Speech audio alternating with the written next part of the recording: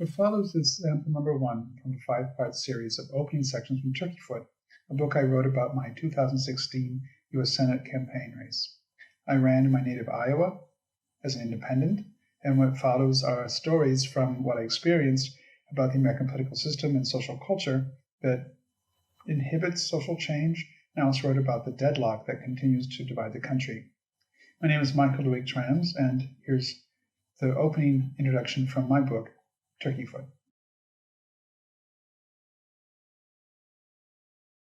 The first quote at the top of this introduction is, "What is the use of a house if you haven't got a tolerable planet to put it on?" From New England transcendentalist Henry David Thoreau, from his volume of Familiar Letters. Every chapter in this book, Turkeyfoot, begins with a quote, and the quote always has something to do with what's to follow in that chapter. The title of the first of 5 mini introductions is called Introducing the Thesis. And here it begins. Today my torn family is at war with itself. At the same time, our divided country is too. Inadvertently, I ignited the spark that unleashed our family's current, ugly, tragic warfare. Unpredictably, the flame of our own flesh has given me insight into America's social stalemate. Deadlock occurs when movement becomes blocked because one person, or a group of people, is holding an expectation of another, of one's opposite, also known as the other, and is awaiting a concession to be granted by his or her opposite, who expects a concession from their other, in other words, oneself. With neither party willing to extend or expand itself on behalf of the other, movement is not possible. An anticipated concession might involve a belief, a behavior, a pledge of loyalty, a job, money or other tangible resources, a favor or a vote, forgiveness, praise, sex, etc. ad infinitum.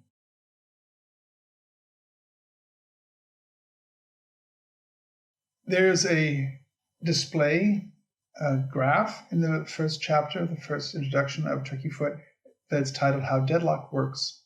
And it basically shows in illustrated form what I just introduced as an idea.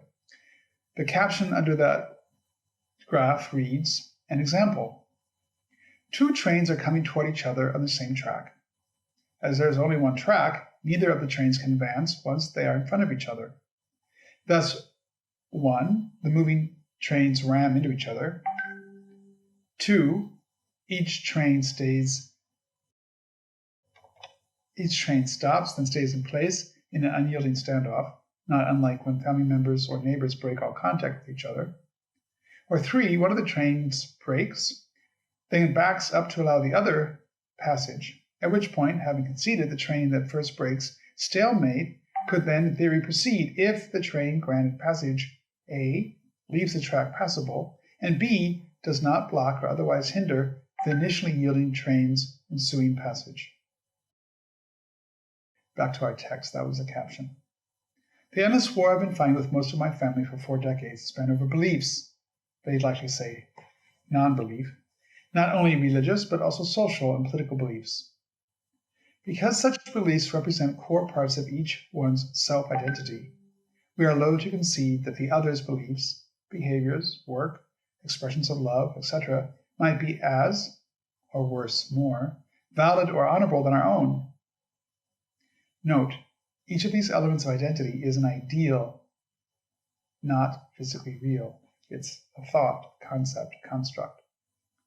Similarly, our nation, indeed much of our interconnected world, is now split along ideological fronts, emphasis on the part of the word ideological, it's an idea. In the United States, those who adore Donald Trump and those who abhor him embody opposing sides of a deep rift that presently cuts through the heart of American society. As I write this, similar dynamics tear away Great Britain, vis-a-vis Brexit, Germany, the example being the AfD-Partei, the alternative for Deutschland in English, France, the so-called Yellow Vest, Italy, the 5-Star Movement, Poland, Peace, the political party, Russia, Vladimir Putin, Turkey, Recep Erdogan. Folks on polarized, diametrically opposing fronts struggle to understand those on the other. It seems we have lost each other. In effect, too many of us say, too often and reflexively, I don't agree with what you say, and by the way, everything else you do is wrong, bad, and idiotic. By the sheer randomness of genetic lottery, my relatives' beliefs and behaviors represent for me the norm in a camp I find foreign and distasteful. I encountered their socio-political co-travelers in most of the electorate I tried to reach in my 2016 U.S. Senate campaign. To understand that mainstream, I had to attempt to understand them better, which I have done in small ways. How can we ever bridge the gaps that have formed between us if we cannot feel compassion for one another? After all, the passions fueling our estrangement involve basic pillars of life. Our divisions include differing ideals about systems that dictate how humans should live and work, love and play, make art, worship or not, and govern or be governed. In each case, our beliefs give rise to a system or set of systems that have the potential to liberate or to enslave us all. Currently, most Americans, regardless of political stripes, complain the system is broken, but then shrug and go about our daily routines.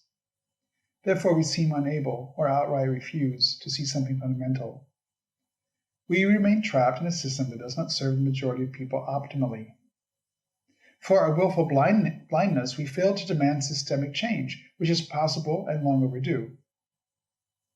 Our nation's psychological makeup fuels our shared strengths, even as it casts illogical straitjackets that keep us from reevaluating our values and updating our beliefs.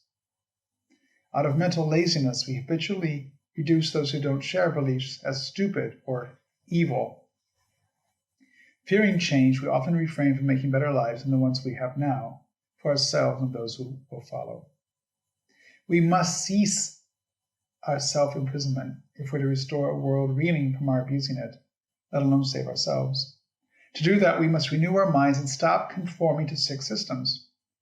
Human beings create systems. Like us, systems vary in degrees of being healthy or ill, clever or unwise, efficient or inept. Humans, like families, communities, nations, evolve or devolve over time. Our fortunes and abilities wax just as they also wane. So do systems. Even once healthy, robust systems become sick and unfit. As with a person with cancer, much of a given system's decline takes place internally, invisibly, latently. Often decay is visible only when the chance for remedy, for a return to vitality is past. As with cancer, systemic rot spreads first from within, in the most essential, minute parts of an organism. All might appear all right on the outside, but on the inside, atrophy has become the norm and final fate. As with terminally ill human beings, end-stage systems no longer can attain equilibrium. Renewal or replacement must occur if life at all is to continue. Is it not this place, then, where we presently find ourselves?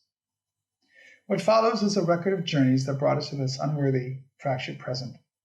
While it often isn't a pretty process, we must wade through an at times uncomfortable, unflattering review of our shared as well as individual paths if we're to reach a worthwhile, united future. Such cautionary tales are invitations to search for deeper understanding, to find new strategies. Without reflection, we stay stuck. With it, we might find a way forward at this 11th hour. Thank you for your interest, and if you would like, I can read other segments later. For now, thanks.